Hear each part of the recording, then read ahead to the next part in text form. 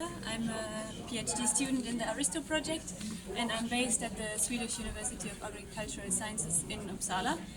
And one of my PhD projects is to assess the toxicity of herbicides on the soil microorganisms that are involved in nitrification and under a climate change scenario.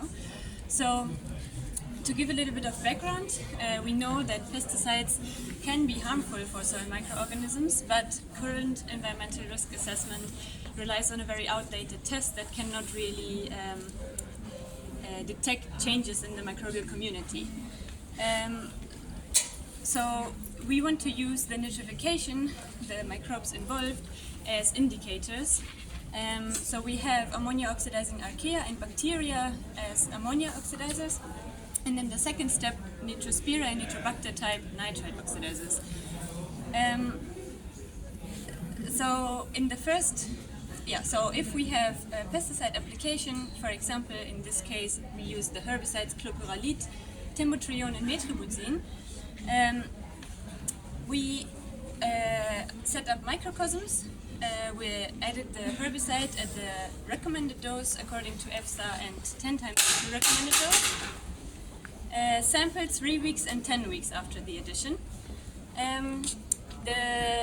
We followed up the pesticide dissipation in the soil, but then by looking at the abundances of these different functional guilds, we could not see an effect, which is not shown here, but what you can see in this graph is that ammonium levels are not affected, but the nitrite levels, in comparison to the control, they increase, which can be an indication that nitrification is stimulated due to the pesticide addition.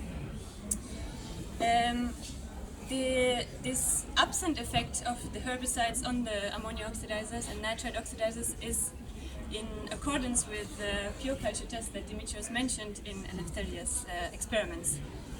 But pesticide addition in agriculture doesn't happen in a vacuum. So, for example, in the unfolding climate change, there can be severe drought events happening, and in a drought, the soil has increased oxygen levels, but of course, due to the decrease of soil water, nutrients are less available, but the remaining soil water has a lot more nutrients, so the osmotic pressure increases.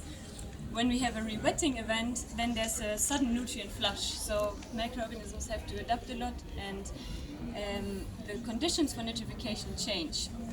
So we set up a phase 2 of this experiment where we used the control soil, but also soil that was treated with metribuzin and timotrione in the phase 1, and then subjected it to 2 repeated drying or wetting events.